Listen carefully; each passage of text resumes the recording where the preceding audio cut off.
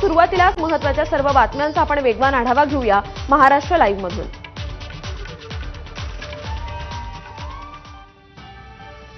राहुल गांधींच्या निवासस्थानी काल इंडिया आघाडीची बैठक पार पडली। या बैठकीत 25 पक्षांचे 50 नेते उपस्थित होते।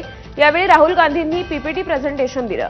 मतदार यादीतील घोळांचा यावेळी राहुल गांधींनी पुनरुच्चार केला। या सर्व आरोपांना इंडिया आघाडीतील नेत्यांनीही समर्थन दिले। त्यामुळे आता 11 ऑगस्टला केंद्रीय निवडणूक आयोगाच्या कार्यालयावर इंडिया आघाडी मोर्चा काढणार आहे। आज दुपारी प्रेसमध्ये जे त्यांनी सांगितलं ते सगळ्या लोकांना प्रेझेंटेशन दिलं, पण त्याच्याही पेक्षा आम्ही पहिल्यांदाच या ठिकाणी त्यांचं घर बघायला आलो होतो। अतिशय सुंदर जेवणाची व्यवस्था स्वतः प्रियंकाजींनी केलेली होती आणि अतिशय वॉर्म वेलकम आम्हाला त्यांनी दिलं। महाराष्ट्रात तब्बल 40 लाख संशयित मतदार असल्याचा गंभीर आरोप राहुल गांधींनी केलाय। राहुल गांधी यांनी पत्रकार परिषद घेत केंद्रीय निवडणूक आयोगावर गंभीर आरोप केले। कर्नाटक आणि महाराष्ट्रात लाखो मतांची चोरी झाल्याचा आरोप राहुल गांधींनी केलाय। महाराष्ट्र कर्नाटकात 5 पद्धतीने मतांची चोरी झाली असा आरोप त्यांनी केला। निवडणूक आयोगाकडे मतदार याद्यांचा डिजिटल डेटा मागवला, तसंच मतदान केंद्रांचं सीसीटीव्ही फुटेज मागवलं, मात्र ते आम्हाला दिलं नाही असं ते म्हणाले। Electronic voter data, not only of current election, but of the last 10-15 years. And if they do not give us CCTV footage, they are partaking in the crime. Now, if the Election Commission is not partaking in the crime, I'm absolutely convinced they are, the data is showing they are, they should give us. Rahul गांधींना निवडणूक आयोगानं भेटीचं निमंत्रण दिलंय। पत्रकार परिषदेनंतर कर्नाटक राज्य मुख्य निवडणूक आयुक्तांनी काँग्रेस शिष्टमंडळाला भेटीसाठी बोलावलंय। आज दुपारी 1 ते 3 दरम्यान दिल्लीत भेटीची वेळ दिली आहे। राहुल गांधी यांनी पत्रकार परिषद घेत केंद्रीय निवडणूक आयोगावर गंभीर आरोप केलेत। त्यानंतर निवडणूक आयोगानं भेटीचं निमंत्रण दिलंय। दरम्यान महाराष्ट्रात राहुल गांधींच्या डोक्यातील चिपची चोरी झाली अशी टीका मुख्यमंत्री देवेंद्र फडणवीसांनी केली आहे। राहुल गांधींच्या निवडणूक आयोगावरील आरोपांनंतर भाजप आक्रमक झाली आहे। वोटांची चोरी न महाराष्ट्रात झाली आहे न भारतात कुठे झाली आहे। काही चोरीला गेलं असेल तर राहुल गांधींच्या डोक्यातली चिप चोरीला गेलेली आहे आणि त्यांची हार्ड डिस्क करप्ट झालेली आहे। म्हणून त्या गोष्टी रोज बोलतात, रोज खोटं बोलतात, खोटं बोलून पळून जातात, वेगवेगळे आकडे देतात। मागच्या वेळेस म्हणाले महाराष्ट्रात 75 लाख वोटर वाढले, आता म्हणाले महाराष्ट्रात 1 कोटी वोटर वाढले। दरवेळेस काहीतरी नवीन सांगून सनसनी निर्माण करण्याचा प्रयत्न करतात। मुळात त्यांना हे लक्षात आलेलं आहे की त्यांची जमीन संपलेली आहे। तर राहुल गांधींच्या आरोपांचं भाजपनं खंडन केलंय। राहुल गांधींना जेव्हा पुरावे मागितले तेव्हा माझे शब्दच पुरावे आहेत असं ते म्हणाले। हा काय कोणत्या चित्रपटातील डायलॉग आहे का असा सवाल भाजपच्या संबित पात्रांनी उपस्थित केला। तसंच राहुल गांधी हे नकली गांधी असल्याचा पलटवारही पात्रांनी केलाय। मेरे शब्द ही मेरे शासन है, ये तो इस फिल्म में डायलॉग था ना, मेरे शब्द ही मेरे शासन है, मैं बोल दूंगा वही शासन होगा।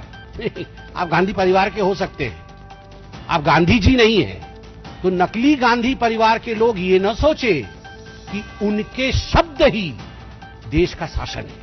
सुप्रीम कोर्ट के जज भी नहीं कह सकते हैं, इलेक्शन कमीशन भी प्यार भरा पत्र लिखा है कि आइए चर्चा करेंगे, हु आर दे, कॉन्सिक्वेंसेस फेस करना पड़ेगा। क्या है ये, क्या है ये, बाहुबली है आप। दिल्लीत उद्धव ठाकरेंच्या पत्नी रश्मी ठाकरे आणि काँग्रेस नेत्या सोनिया गांधींची भेट झाली। राहुल गांधींच्या घरी झालेल्या बैठकीच्या वेळी दोघींची भेट झाल्याची माहिती आहे। बुधवारपासून उद्धव ठाकरे सहकुटुंब दिल्ली दौऱ्यावर आहेत। खासदार सुप्रिया सुळेंनी पंतप्रधान नरेंद्र मोदींची भेट घेतली। संसद भवनात ही भेट झाली। तर मोदी आणि सुप्रिया सुळेंच्या भेटीचं कारण अस्पष्ट आहे। याआधी ठाकरेंच्या शिवसेनेच्या राज्यसभेच्या खासदार प्रियंका चतुर्वेदी यांनी देखील नरेंद्र मोदींची भेट घेतली होती। ठाकरेंच्या शिवसेनेचं सोमवारी महायुती सरकारविरोधात राज्यव्यापी आंदोलन असणार आहे। ज्या मंत्र्यांवर आरोप झाले त्यांच्या राजीनाम्याची मागणी करणार राज्याच्या प्रत्येक जिल्ह्यात जन आक्रोश आंदोलन करण्यात येणार असल्याची माहिती। जगदीप धनखड यांच्या राजीनाम्यानंतर नव्या उपराष्ट्रपतीपदाच्या निवडणुकांसाठी हालचालींना वेग आलाय। एनडीएचा उपराष्ट्रपतीपदाचा उमेदवार निश्चित करण्याची अधिकृत जबाबदारी भाजपचे राष्ट्रीय अध्यक्ष जे.पी. नड्डा यांच्याकडे अधिकृत जबाबदारी देण्यात आली आहे. उपराष्ट्रपती पदाच्या उमेदवारीबाबत चर्चा करण्यासाठी केंद्रीय गृहमंत्री अमित शहा, संरक्षण मंत्री राजनाथ सिंग, जे.पी. नड्डा यांच्यासह एनडीएच्या प्रमुख नेत्यांची बैठक झाली.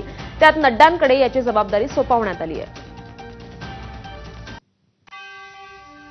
रोहिणी खडसेंचे पती प्रांजल खेवलकर यांच्यावर महिला आयोगाच्या अध्यक्षा रुपाली चाकणकर यांनी आरोपांचा बॉम्ब टाकलाय. पुण्यातील पार्टीच्या ठिकाणाहून पोलिसांनी 10 मोबाईल जप्त केले होते. त्यातील एका मोबाईलमध्ये महिलांचे अश्लील फोटो सापडल्याचा दावा चाकणकरांनी केलाय. या मोबाईलमध्ये जे व्हॉट्सअप चॅट करण्यात आले त्यामध्ये एकूण 7 मुली आढळून आल्या. या मुलींची नावं, 7ही मुलींची नावं आरुष या नावाने सेव्ह केलेली होती. म्हणजेच आरुष या नावाची व्यक्ती या मुलींचं ह्युमन ट्रॅफिकिंग करत होते.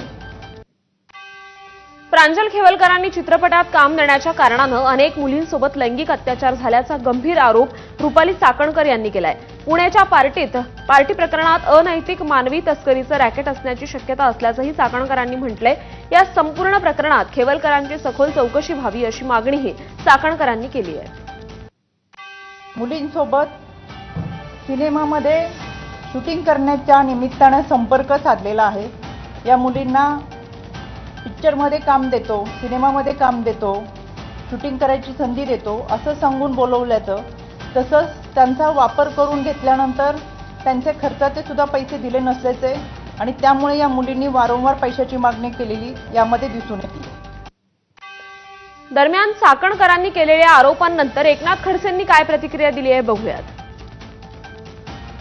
या संदर्भामध्ये मी जावयाचं समर्थन करणार नाही. माझी एवढीच मागणी आहे की पोलिसांनी याची चौकशी केल्यापेक्षा आता पोलीस करताय, SIT बिसायटी कशाला करतात चौकशी? SIT तुमच्या अंडर आहे. तर केंद्र सरकारच्या अंडरचे एखादी निष्क्रिय संस्था CBI वगैरे सारख्याने चौकशी करा. माझा जावई येतो तो पोलीस, त्याला फाशी दिली पाहिजे, त्याला दुसरी शिक्षा असता कामा नये अशी माझी मागणी राहणार आहे. पण जे बदनाम करण्यासाठी जे सुरू असतं चित्राताईंच्या माध्यमातून जे आहे ते योग्य नाही आहे. कुणाची तक्रार असेल तर, नाही तर माझ्या प्रायव्हेट लाईफमध्ये सांगण्याचा तुम्हाला अधिकार नाही आहे. आणि आता थेट जाऊया पुण्यातील चाकणमध्ये, जिथे उपमुख्यमंत्री अजित पवार हे आज रस्त्यांची पाहणी करतायत. गेल्या काही महिन्यांपासून चाकण शहरातून प्रवास करताना चालकांना प्रचंड वाहतूक कोंडीचा त्रास सहन करावा लागतोय. त्यामुळे हिंजवडीनंतर चाकणची वाहतूक कोंडी सोडवण्यासाठी अजित पवार भल्या सकाळीच या दौऱ्याला पोहोचलेले आहेत. 8 मी काय बघतोय तुमचं ते कॉलमचं काम असेल, आम्ही मेट्रोचं बघतो ना, ते सुरू झालं की ते दोन्ही बाजूला त्यामध्ये 6 मीटर ब्लॉक होणार. मग 6 मीटर ब्लॉक झाले म्हणजे आम्हाला 6 मीटर म्हणजे ते मधलं तेवढं ब्लॉक होऊन देखील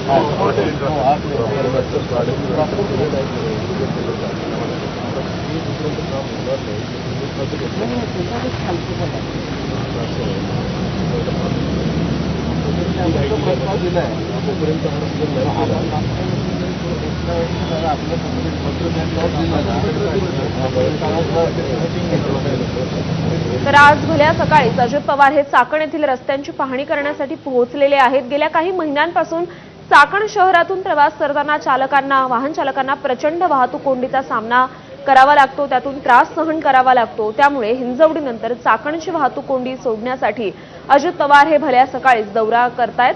आणि अजित पवारांच्या दौऱ्याची सुरुवात ही पुणे नाशिक महामार्गावरील मोशी येथून झालेली आहे.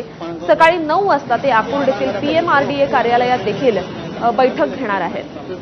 मागील काही दिवसांपूर्वीच हिंजवडीतील रस्त्यांवर प्रचंड टीका झाल्यानंतर अजित पवार हे हिंजवडीतील रस्त्यांवर देखील पोहोचले होते. त्यांनी अनेक तास या रस्त्यांची पाहणी केली. त्याचबरोबर त्या भागातील सरपंच आणि इतर अधिकाऱ्यांना देखील खडेबोल सुनावले होते. आणि आता त्यानंतर चाकणमधील रस्त्यांची पाहणी करण्यासाठी सुद्धा अजित पवार पोहोचले.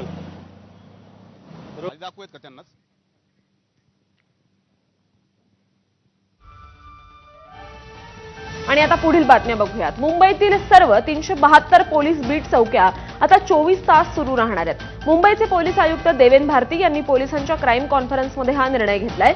यापूर्वी मनुष्यबळाचं कारण देत बीट चौक्या दिवसात 10 ते 12 तासांसाठी बंद ठेवल्या जात होत्या. मुंबईमध्ये एकूण 93 पोलीस ठाणी आहेत. एका पोलीस ठाण्याच्या क्षेत्राधिकारात 4 पोलीस बीट चौक्यांचा समावेश असतो.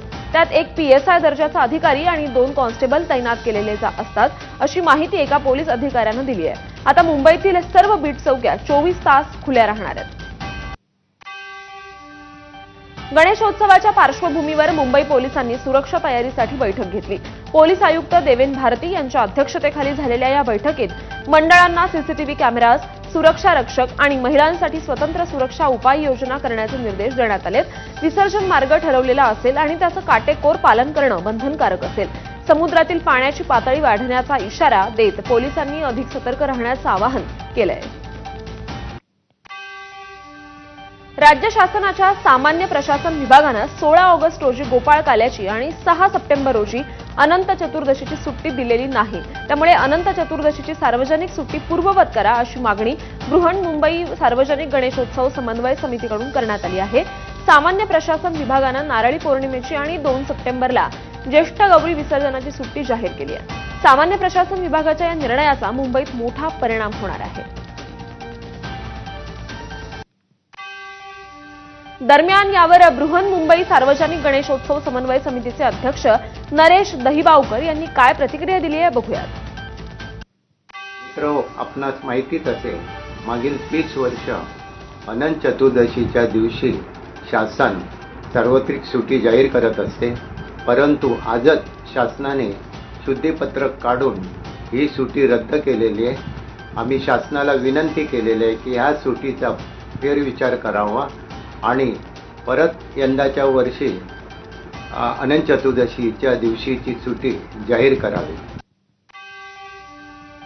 मुंबईतील कबूतरखान्यांसंदर्भात हायकोर्टाकडून बंदी कायम ठेवण्यात आली आहे. कबुतरांना अन्न आणि पाणी देण्यास हायकोर्टाकडून बंदी कायम आहे. तसंच कबूतरखान्यांसंदर्भात तज्ज्ञांची समिती स्थापन करण्याचे आदेश हायकोर्टानं दिलेत. मुंबई हायकोर्टात 13 ऑगस्टला या संदर्भात पुढील सुनावणी होणार आहे.